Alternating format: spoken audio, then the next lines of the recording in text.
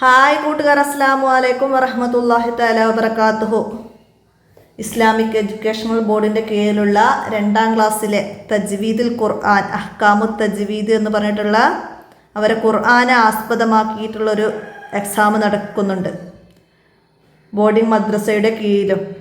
അപ്പോൾ അവർക്ക് ഉപകാരപ്പെടുത്താവുന്ന ഒരു ചോദ്യ പേപ്പറുമായിട്ടാണ് ഇന്ന് വന്നിരിക്കുന്നത്. നമുക്ക് ചോദ്യത്തിലേക്ക് കടക്കാം. ബിസ്മില്ലാഹിർ റഹ്മാനിർ റഹീം. അപ്പോൾ അവർക്ക് മുമ്പൊരു ചോദ്യ പേപ്പർ അപ്ലോഡ് ചെയ്തിട്ടുണ്ട്. അപ്പോൾ അതൊക്കെ നിങ്ങൾ ഉപകാരപ്പെടുത്തുക. നിങ്ങൾ ഖുർആൻ ഓതി നിങ്ങൾക്ക് കൊടുക്കാൻ കഴിയും, കാണാതെ പഠിച്ചതൊക്കെ നിങ്ങൾക്ക് ഓതി കൊടുക്കാൻ കഴിയും. പക്ഷെ അതിൽ നിന്നൊരു എക്സാം വരുമ്പോൾ അതെങ്ങനെ അറ്റൻഡ് ചെയ്യണം, എങ്ങനെ മനസ്സിലാക്കണം എന്നത് നിങ്ങൾക്ക് ബുക്ക് വെച്ചിട്ട് പഠിക്കാൻ കഴിയില്ല. അപ്പോൾ നിങ്ങൾ എന്താണ് ചെയ്യേണ്ടത്? ഈ ചോദ്യ പേപ്പർ ഉപകാരപ്പെടുത്തുക. ഇതിൽ പറയുന്ന കാര്യങ്ങൾ നന്നായിട്ട് ശ്രദ്ധിച്ച് മനസ്സിലാക്കിയാൽ നിങ്ങൾക്ക് എന്താ എക്സാമിന് നല്ല മാർക്ക് വാങ്ങി വിജയിക്കാൻ കഴിയും. അപ്പോൾ ഒന്ന് ശ്രദ്ധിച്ച് പഠിച്ചാൽ മാത്രം മതി. ക്വസ്റ്റ്യൻ പേപ്പർ മാത്രം ശ്രദ്ധിച്ചാൽ മതി. അപ്പോൾ നമുക്കിവിടെ കോളത്തിൽ ശരി അടയാളപ്പെടുത്താൻ വന്നിട്ടുണ്ട്. എന്താണ്? ഷദ്ദുള്ളപ്പോൾ മണിച്ച് ഉച്ചരിക്കണം. നമ്മൾ പഠിച്ചിട്ടുണ്ട് അല്ലേ? ഉന്നത്ത് ചെയ്യേണ്ട അക്ഷരങ്ങൾ ഏതാണെന്ന്. ഷദ്ദുള്ളപ്പം മണിച്ച് ഓതേണ്ട അക്ഷരം ഏതാണെന്ന്. ഷദ്ദുള്ള മീമും നൂനും ആണ്. അപ്പോൾ നമുക്കത് മനസ്സിലാക്കിയാൽ മതി. ഷദ്ദുള്ളപ്പം മണിച്ച് ഉച്ചരിക്കേണ്ടത് മീമും നൂനും ആണ്. മനസ്സിലാക്കുക. പിന്നെ ആദ്യത്തെ അക്ഷരം ഹ ആണ്. അതായത് നമുക്കൊരു വേർഡ്സ് തന്ന് അതിലെ ആദ്യത്തെ അക്ഷരം ഏതാ വന്നതെന്നാണ്. അപ്പോൾ ഇവിടെ ഹ വന്നത് ഏത് വേർഡ്സിനാണ് എന്നാണ്. അപ്പോൾ ഹ, ഹ, ജീം, ഇത് മൂന്ന് നമുക്ക് ഒരുപോലെ തോന്നാം. അപ്പോൾ കുട്ടികളായ നിങ്ങൾ ശ്രദ്ധിക്കേണ്ടത് എന്താണ്? ഹന് പുള്ളില്ല, ഹന് മുകളിൽ പുള്ളി, ജീമിന് താഴെ പുള്ളി. അപ്പോൾ ഇതിൽ ഹ വന്നത് ഹബലുൻ എന്നതാണ്. അപ്പോൾ ഇതുപോലെ നിങ്ങൾക്ക് എന്താണ് ഒരുപോലെ വരുന്ന അക്ഷരങ്ങളാണ് റാ, സായി, സീന്, ഷീന്, സോദ്, ലോദ്, ഐന്, ഒയിന്, ഫ, കാഫ്. ഇതൊക്കെ വന്ന അക്ഷരങ്ങൾ ചോദിക്കും. ആദ്യത്തെ അക്ഷരം, അവസാനത്തെ അക്ഷരം, പിന്നെ രണ്ടാമത്തെ അക്ഷരം ഏതാണ്, അങ്ങനെയൊക്കെ ചോദിക്കുന്ന ചോദ്യങ്ങളുണ്ട്. അപ്പോൾ നമുക്ക് എന്താണ് അക്ഷരങ്ങൾ ചേർത്ത് എഴുതുമ്പോഴും അത് ഒറ്റയ്ക്ക് എഴുതുമ്പോഴുള്ള രീതി കുട്ടികൾ നന്നായി മനസ്സിലാക്കിയിരിക്കണം. അപ്പോഴാണ് അത് മനസ്സിലാക്കാൻ കഴിയുള്ളൂ. അപ്പോൾ നമുക്ക് അടുത്ത ചോദ്യം നോക്കാം. വല അന ആബിദുൻ, വല അന ആബിദുൻ എന്നതിൽ കൂടുതൽ നീട്ടി ഓതണം. ഏത് അക്ഷരത്തെയാണ് കൂടുതൽ നീട്ടേണ്ടത്? അതായത് ആബിദുൻ എന്നതിൽ ഐനിനെ നീട്ടാൻ അലിഫുണ്ട്. എന്നാൽ അലിഫ് കൂടുതൽ വല എന്നതിൽ അലിഫും ഉണ്ട്. എന്ത്? മുകളിൽ മദ് അല്ലേ? നമ്മൾ മദ് ഇങ്ങനെ ഒരു ഫതഹ പോലത്തെ ഒരു ചിഹ്നം പഠിച്ചിട്ടുണ്ട്, മദ്. അതും കൂടി വന്നാൽ എന്താണ്? കൂടുതൽ നീട്ടി ഓതണം എന്ന് മനസ്സിലാക്കുക. നമുക്ക് എക്സാമിനൊരു ചോദ്യം വരും, ഈ ചിഹ്നം തരും. ഇതെന്തിനാണെന്ന് ചോദിച്ചാൽ കൂടുതൽ നീട്ടി ഓതാനാണ്. അപ്പോൾ നിങ്ങൾ എന്ത് പഠിക്കണം? കൂടുതൽ നീട്ടി ഓതണം എന്നത് നിങ്ങൾ എഴുതി പഠിക്കണം. നമുക്ക് എഴുതാൻ കഴിയണം. അതുപോലെ മണിച്ച് ഓതണം എന്ന് നിങ്ങൾ എഴുതി പഠിക്കണം. മനസ്സിലായില്ലേ? അതൊക്കെയാണ് എഴുതാൻ വരിക. പിന്നെന്താണ് അടുത്ത ചോദ്യം? എന്താണ്? യായലം എന്നതിലെ രണ്ടാമത്തെ അക്ഷരം ഏത്? ഇതാണ് ഞാൻ നേരത്തെ പറഞ്ഞത്. യായലം എന്നതിൽ ഐന് കുട്ടികൾക്ക് ഇടയിൽ ചേർത്ത് എഴുതി വരുന്നത് മനസ്സിലാക്കി കൊടുക്കുക. അപ്പോഴാണ് അവർക്കിത് ഐനാണ് എന്നുള്ളത്. ഈ ഐന്, അപ്പോൾ ഇത് ഇങ്ങനെ ഐന് എന്ന് എഴുതി തന്നിട്ടുണ്ട്. നമുക്ക് ശരിക്ക് ഐന് എന്നുള്ള ഈ എഴുത്ത് രീതി തരും. ഇതാണ് ഈ ഇടയിൽ എഴുതിയപ്പം ഇങ്ങനെ ആയത് അല്ലേ? അപ്പോൾ അത് കുട്ടികൾക്ക് നിങ്ങൾ എന്തായിരിക്കണം? മനസ്സിലാക്കി കൊടുക്കണം. അതിൻ്റെ ഉച്ചാരണമാണ് ഐന്, ഹ, ഫ എന്നത്. അപ്പോൾ ഇതൊക്കെ എങ്ങനെയാണ് അക്ഷരം എന്നുള്ളത് കുട്ടികൾക്ക് പ്രത്യേകം തിരുത്തി കൊടുക്കണം, മനസ്സിലാക്കി കൊടുക്കണം. അപ്പോൾ ഇത് ഐന് വരുന്ന ഏതെങ്കിലും ഈ അയലം എന്നുള്ള വേർഡ്സേ മാറുള്ളൂ. മനസ്സിലായില്ലേ? നഅ്ബുദു രണ്ടാമത്തെ അക്ഷരം ഐന് വന്നു. അങ്ങനെ വേർഡ്സുകൾ മാറും.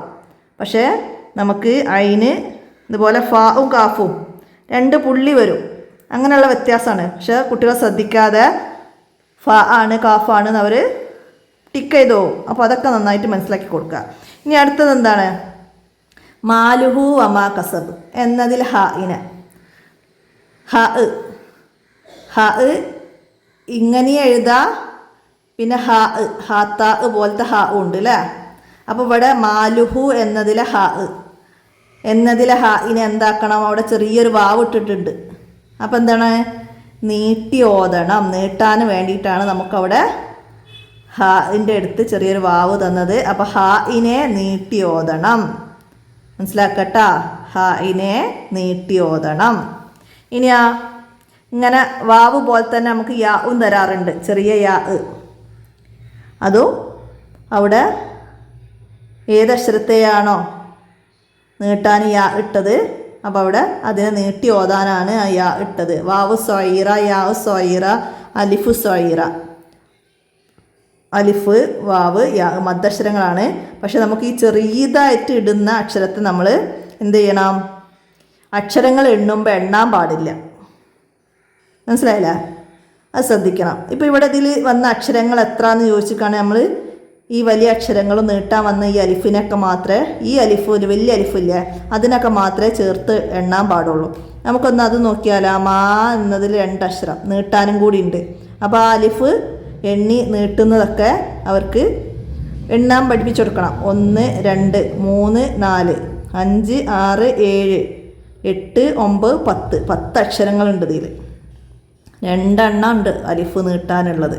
പക്ഷേ ഈ ചെറിയ അലിഫ് വാവിനെയും അലിഫിനെയും യാഇനെയും എണ്ണാൻ പാടില്ല. അപ്പോൾ അത് മനസ്സിലാക്കി കൊടുക്കുക. ഇനി അടുത്ത ചോദ്യം എന്താണ്? തഹ്തിഹൽ അൻഹാർ. തഹ്തിഹൽ അൻഹാർ എന്നതിലുള്ള അലിഫുകൾ, ഇതിൽ എത്ര അലിഫുണ്ട് എന്നാണ് ചോദ്യം. മനസ്സിലായില്ലേ?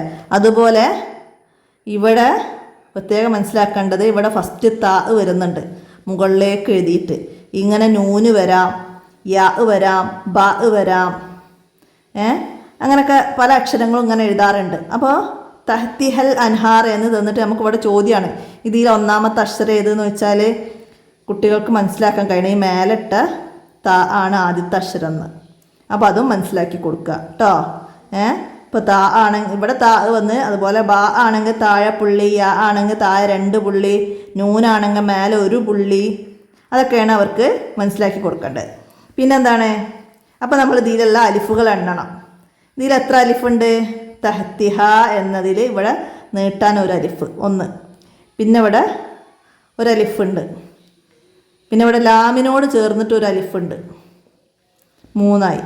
ഹാഇനെ നീട്ടാൻ 1 അലിഫ്. അപ്പോൾ എത്ര അലിഫ്?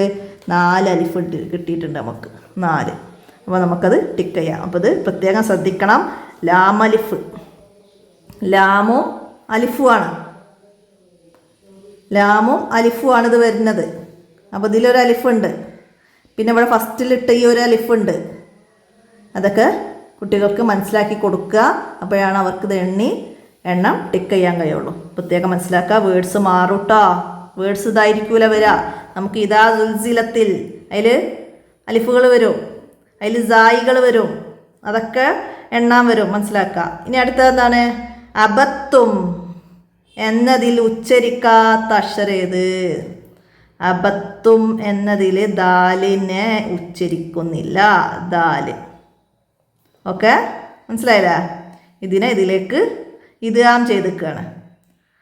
സാക്കിനായ അക്ഷരത്തെ ഇതിലേക്ക് ചേർത്ത് ഓതുന്നതിനാണ് ഇദ്ഗാം എന്ന് പറയുക. അപ്പോൾ ഇവിടെ ഉച്ചരിക്കാത്ത അക്ഷരം അബത്തും എന്നതാണ്. ഇതുപോലെ ഉലായിക്ക എന്നതിൽ വാവിനെ ഉച്ചരിക്കൂല.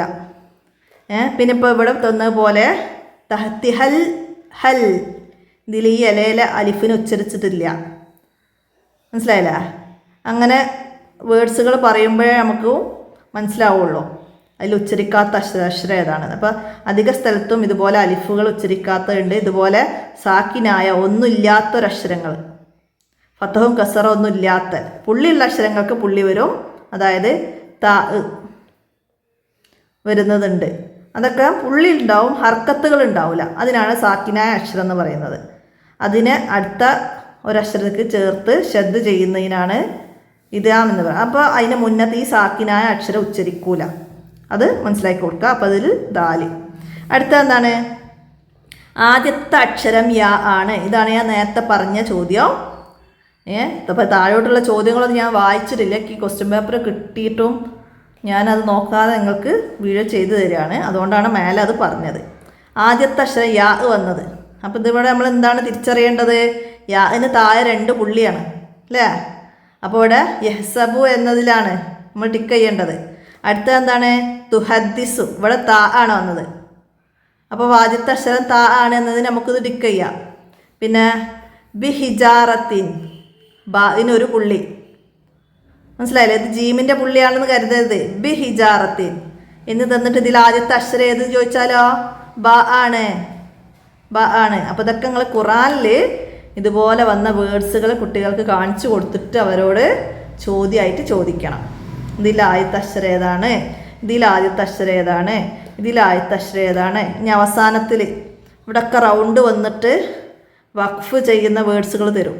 വഖഫ് നിർത്തുക.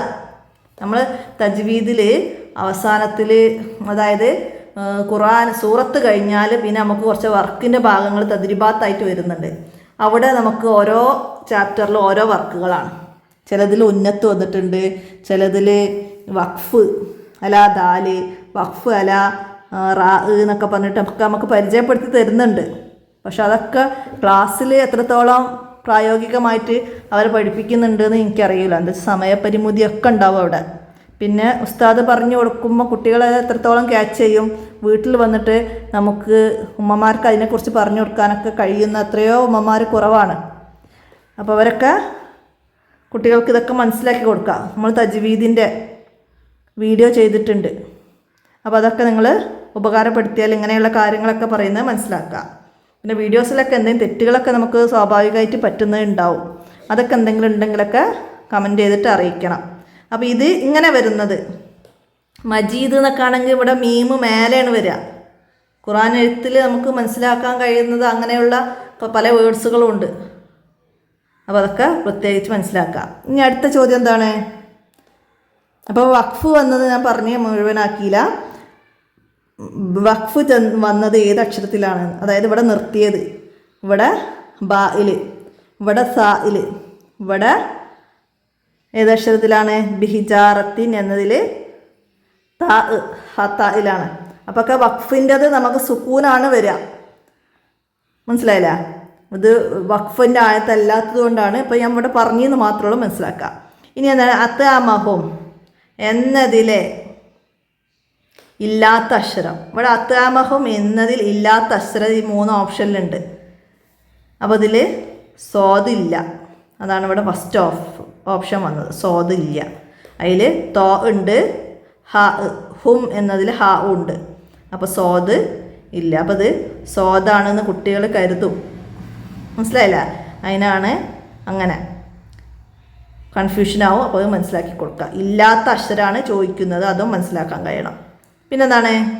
മൽ ഹുത്തമ എന്നതിൽ ഉച്ചരിക്കാത്ത അക്ഷരം. ഞാൻ നേരത്തെ പറഞ്ഞ കാര്യമാണ് ഇവിടെ വന്നത്. മൽ ഹുത്തമ എന്നതിൽ ഉച്ചരിക്കാത്ത അക്ഷരം ഏതാണെന്നല്ല ഇവിടെ ചോദിച്ചത്, എത്ര എണ്ണം എന്നാണ്. അപ്പോൾ ഇവിടെ മാ എന്നതിനെ നീട്ടാനുള്ള ഒരു അലിഫുണ്ട്, ഇവിടെ ഒരു അലിഫുണ്ട്. അപ്പോൾ അതിനെ 2 അലിഫിനെ നമ്മൾ ഉച്ചരിക്കുന്നില്ല. അപ്പോൾ ഇതിൽ ഉച്ചരിക്കാത്ത അക്ഷരങ്ങൾ 2 എന്നതാണ്. അപ്പോൾ നമുക്കത് ടിക്ക് ചെയ്യാം. മനസ്സിലാക്കുക, 2 എന്നതാണ് ഇവിടെ ശരി. അടുത്തത് നമുക്ക് ചേരുംപടി ചേർക്കാനാണ്. എന്താ ഇവിടെ വന്നത്? നന്നായിട്ട് മനസ്സിലാക്കിയാൽ നമുക്ക് സിമ്പിളായിട്ട് ഇങ്ങനെയുള്ള കാര്യങ്ങൾ മാച്ച് ചെയ്തെടുക്കാം. കൂടുതൽ ഇങ്ങനെ തന്നെയാണ് വരാറ്. മനസ്സിലായില്ല? സ്വാദുള്ള വാക്ക്, അല്ലെങ്കിൽ തുടക്കത്തിൽ സ്വാദുള്ളത്, അവസാനത്തിൽ മീമുള്ളത്, അവസാനത്തിൽ വാവുള്ളത്, അങ്ങനെയൊക്കെ പറഞ്ഞിട്ടാണ് നമുക്ക് ചോദ്യങ്ങൾ വരല്. അപ്പോൾ കുട്ടികൾക്ക് അക്ഷരങ്ങൾ പ്രത്യേകം മനസ്സിലാക്കി കൊടുക്കുക, അതാണ് വേണ്ടത്. അപ്പോൾ അതിന് നമ്മൾ എന്താ ചെയ്യേണ്ടത്? ഒരു വേർഡ്സ് എടുക്കുക. ആ വേർഡ്സിൽ നമ്മൾ ഓരോ ചോദ്യങ്ങളായിട്ട് ചോദിച്ചു കൊടുക്കുക. അപ്പോൾ ഞാൻ ഉദാഹരണം സുഹുഫൻ എന്നെടുത്തിട്ടുണ്ട്. അതിൽ നമ്മൾ കുട്ടികളോട് ചോദിക്കുക, സ്വാദുള്ള വാക്കാണോ? അതിലാദ്യം വന്ന അക്ഷരം ഏത്? അതിൻ്റെ അവസാനത്തിൽ വന്ന അക്ഷരം ഏത്? ഇതിൽ മീമുണ്ടോ? അപ്പോൾ ഇല്ല.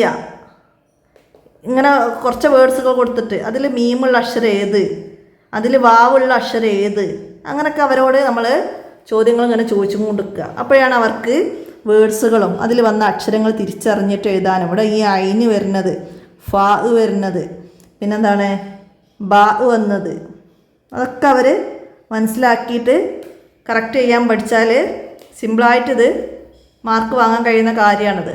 അപ്പോൾ സ്വാദുള്ള വാക്ക്, സ്വാദ് വന്നത് സുഹഫൻ എന്നതാണ്. അപ്പോൾ സി എഴുതാം.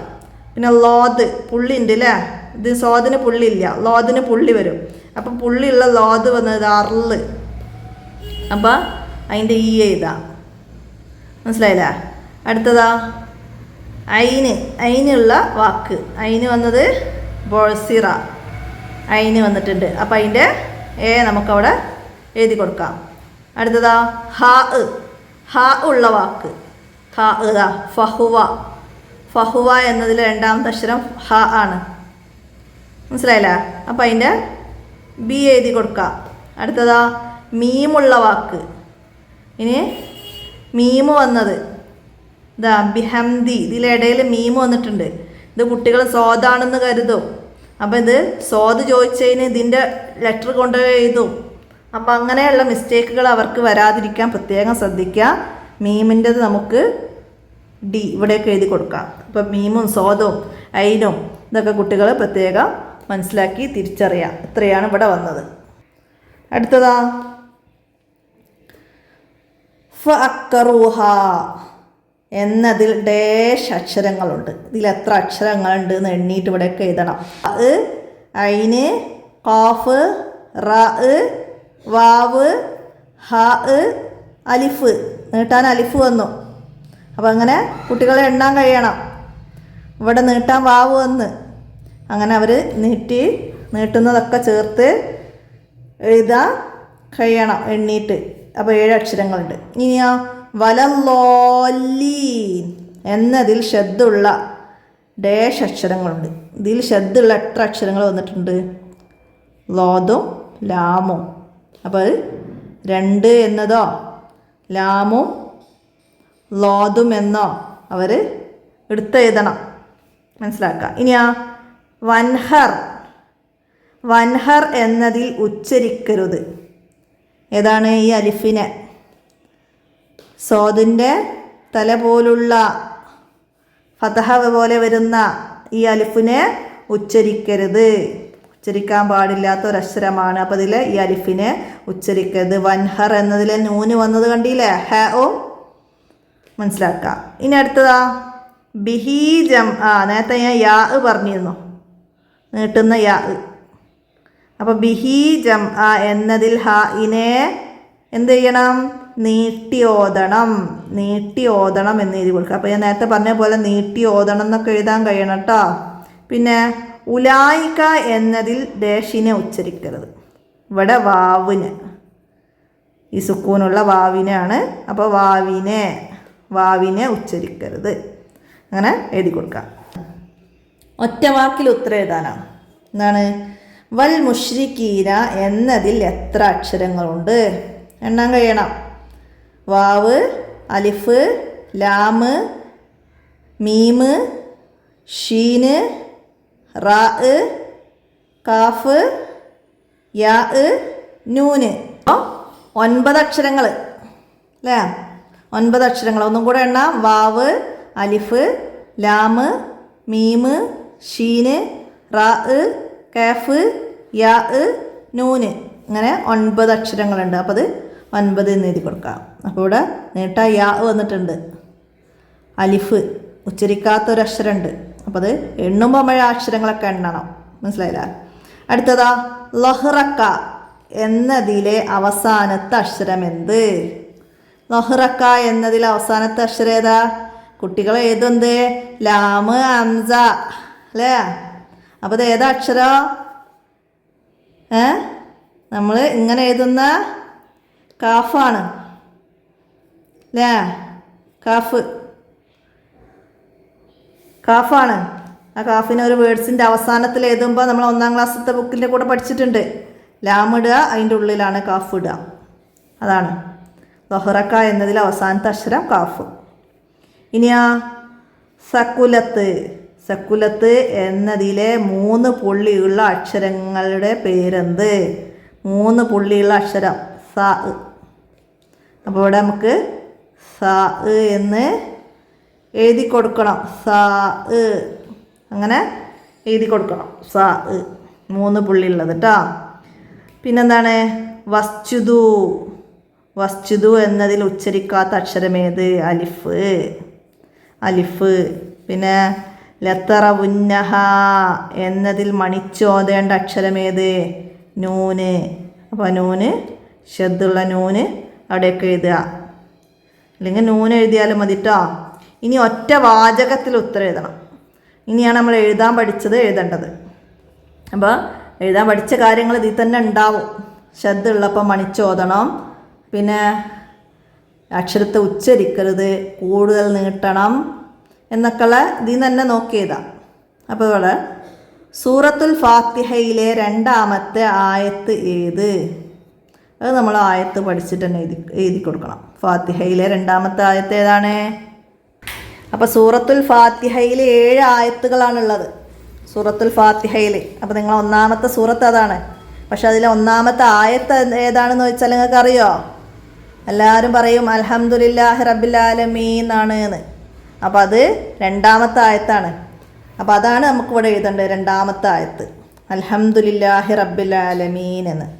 ബിസ്മി ഫാത്തിഹയിലെ ഒന്നാമത്തെ ആയത്താണ്. ബിസ്മില്ലാഹിർ റഹ്മാനിർ റഹീം ഫാത്തിഹയിലെ ഒന്നാമത്തെ ആയത്ത് ബിസ്മിയാണ്. ബിസ്മി. രണ്ടാമത്തെ ആയത്ത് അൽഹംദുലില്ലാഹി റബ്ബിൽ ആലമീൻ എന്നതാണ്. അപ്പോൾ അതാണ് ഇവിടെ നമ്മൾ എഴുതി കൊടുക്കേണ്ടത്. ഇനിയാ ജാ എന്നതിൽ നമ്മൾ നേരത്തെ പറഞ്ഞിരുന്ന മദ്, ഇതിൻ്റെ മുകളിൽ ഇട്ട ഇതാണ് മദ്. കൊടുത്തത് എന്തിനാണ് നമ്മൾ പറഞ്ഞിരുന്നു, എന്തിനാണ്?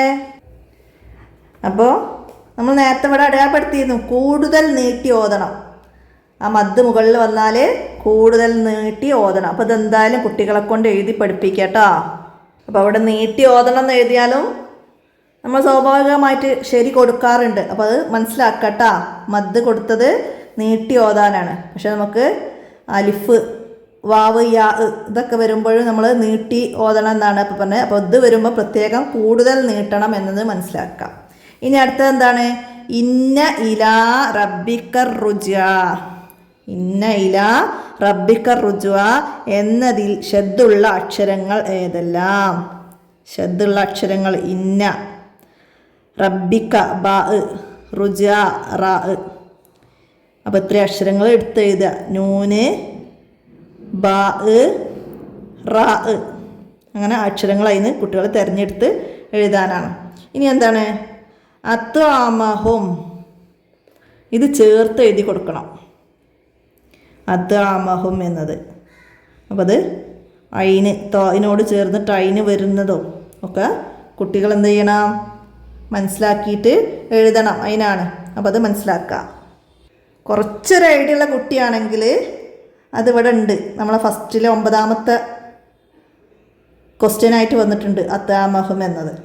അപ്പോൾ നമുക്ക് ഇവിടെ നോക്കിയിട്ട് അവിടേക്ക് തെറ്റില്ലാതെ എഴുതാണ്ട്. അപ്പോൾ ഇതുപോലെ ഓരോന്നും എന്തെങ്കിലും ആയിട്ട് ആ ചോദ്യപേപ്പറിൽ തന്നെ കൊടുക്കും.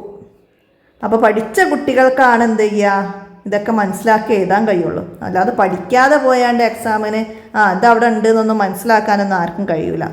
അപ്പോൾ നമ്മൾ അന്നന്ന് എടുക്കുന്ന പോർഷനൊക്കെ പഠിച്ചു പോകുന്നൊരു കുട്ടിക്ക് ഇങ്ങനെ വരുന്ന കാര്യങ്ങളൊക്കെ നോക്കി എഴുതാനും പെട്ടെന്ന് മനസ്സിലാക്കാനൊക്കെ കഴിയും. അപ്പോൾ ഇവിടെ അത്വാമഹും എന്നതിൽ അയിനും ഒക്കെ ചേർത്ത് എഴുതുന്ന അക്ഷരങ്ങളൊക്കെ കൂട്ടി എഴുതാനാണ് അവിടെ വന്നത്. അപ്പോൾ അത് മനസ്സിലാക്കട്ടോ. ഇവിടെ അത്വാമഹും കൊടുത്തതുപോലെ നമുക്ക് വേറെ വേർഡ്സാണ് തരുന്നുണ്ട്. അത് ഇതിൽ അവിടെ എവിടെയെങ്കിലും ഉണ്ടാവും, വേറെ ചോദ്യമായിട്ടോ ഓപ്ഷനായിട്ടൊക്കെ ഉണ്ടാവും. അപ്പോൾ അത് മനസ്സിലാക്കട്ടോ. അപ്പോൾ ഇനി ഇല്ലെങ്കിലും നിങ്ങൾക്ക് ചേർത്ത് എഴുതാൻ പറ്റുന്ന രീതിയിൽ മനസ്സിലാക്കി പഠിക്കാം. ഇനി എന്താണ്? വൻഹർ എന്നതിൽ അലിഫിന് മുകളിൽ ഈ സോദിൻ്റെ ഫത്തഹ് കൊടുത്തത് എന്തിനാണ് എന്നാണ്. അതെന്തിനാണ് കൊടുത്തത്? എന്താ ഇത് നമ്മൾ? അപ്പോൾ അവിടെ നമുക്ക് ഹംസത്തുൽ വസ്ല് എന്ന് എഴുതാം. അല്ലെങ്കിൽ എന്താ എഴുതി കൊടുക്കാം? അപ്പോൾ അവിടെ ആ അലിഫിനെ ഉച്ചരിക്കരുത് എന്ന് ഇവിടെ നമ്മൾ പറഞ്ഞ പോലെ വാവിനെ ഉച്ചരിക്കരുത് പറഞ്ഞ പോലെ അലിഫിനെ ഉച്ചരിക്കരുത്. അങ്ങനെ അവിടെയൊക്കെ എഴുതിയാലും മതി. അല്ലെങ്കിൽ അതിൻ്റെ പേര് എഴുതുക. അത് ഹംസത്തുൽ വസ്ല്. അടുത്തത് എന്താണ്? പുള്ളി ഇല്ലാത്ത 5 അക്ഷരങ്ങൾ എഴുതാനാണ്. നമുക്ക് അറബി അക്ഷരങ്ങൾ 29 ഉണ്ട്. അതിൽ പുള്ളിയുള്ള അക്ഷരങ്ങളും പുള്ളി ഇല്ലാത്ത അക്ഷരങ്ങളും പ്രത്യേകം മനസ്സിലാക്കുക. ഇപ്പോൾ ഇവിടെ പുള്ളി ഇല്ലാത്ത 5 അക്ഷരങ്ങളാണ്. അപ്പോൾ റാ, സീന്, അലിഫ്, പിന്നെ ഹ, ദാല്, അങ്ങനെ 5 എഴുതി കൊടുക്കാം. മനസ്സിലായില്ലേ? ഇതുപോലെ നമുക്ക് പുള്ളിയുള്ള 5 അക്ഷരങ്ങൾ ചോദിച്ചിട്ടാണെങ്കിലോ ബാ, താ, സാ, ജീമ്, ഹ ഇങ്ങനെ നമുക്ക് പുള്ളിയുള്ള അക്ഷരങ്ങളും പുള്ളിയില്ലാത്ത അക്ഷരങ്ങളൊക്കെ എഴുതാം. അപ്പോൾ അതാണ് നമുക്ക് മനസ്സിലാക്കി എഴുതാൻ കഴിയണം. അപ്പോൾ അതിന് രീതിയിൽ പഠിക്കാം. ഇനി അടുത്ത ചോദ്യം, മാലഹു അഹ്ലദ എന്നതിൽ ഹാഇനു ശേഷം ചെറിയ വാവ് കൊടുത്തത് എന്തിന്? മാലഹു അഹ്ലദ എന്നതിലെ വാവ് കൊടുത്തത് എന്ത്? ഇത് നമ്മൾ നേരത്തെ പറഞ്ഞിട്ടുണ്ട്, അവിടെ പോയി നോക്കി എഴുതിയാൽ മതി. ഇതിലെ ഹാഇനെ നീട്ടി ഓതണം. മാലഹു അഹ്ലദ എന്നതിലെ ഹാഇനെ നീട്ടി ഓതണം. അങ്ങനെ അവിടെയൊക്കെ എഴുതുക. ഇതുപോലെ യാ ഇട്ടിട്ടാണ് തന്നതെങ്കിൽ ഇവിടെ ഹാഇനെ എന്താണ്? നീട്ടി ഓതണം. അങ്ങനെയും ചോദ്യം വരാം, മനസ്സിലാക്കി പഠിക്കുക. അടുത്തത് ഇനി മിനൽ മുഹ്സിനീൻ എന്നതിലെ 10 അക്ഷരങ്ങൾ. ഈ ഓരോ കള്ളിയിലേക്ക് ഓരോ അക്ഷരങ്ങൾ, മീമ്, നൂന്, അലിഫ്, ലാമ്, മീമ്, ഹ, പിന്നെ സീന്, പിന്നെ നൂന്, യാ, നൂന്, യാ,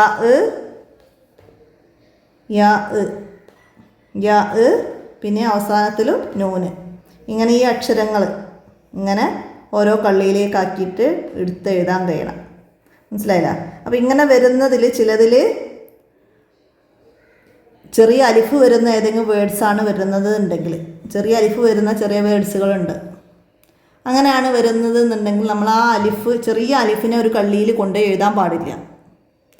വലിയ അലിഫാണെങ്കിൽ മാത്രമേ, ഇങ്ങനെ വരുന്ന വലിയ അലിഫാണെങ്കിൽ മാത്രമേ നമുക്ക് ഒരു കള്ളിയിലുള്ള ഒരു അക്ഷരമായിട്ട് എഴുതാൻ പറ്റുള്ളൂ. ചെറിയ അലിഫാണെങ്കിൽ എഴുതരുത്. ഇവിടെ കണ്ടില്ല, ഇഷാവത്തുൻ, അതിനെ നീട്ടാൻ ചെറിയ അലിഫ് കൂടെ മേലെ വന്നിട്ടുണ്ട്.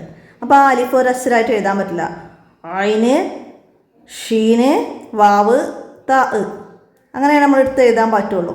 മനസ്സിലായില്ലേ? ഇങ്ങനെ വരുന്ന അലിഫ് ഇതാ ഐന, ഇവിടെ വരുന്ന ഈ അലിഫ്, ഇതൊന്നും നമ്മൾ എന്ത് ചെയ്യണം? അക്ഷരമാക്കി എടുത്ത് എഴുതരുത്, എണ്ണാനും പാടില്ല. അപ്പോൾ അത് പ്രത്യേകം ശ്രദ്ധിക്കണം.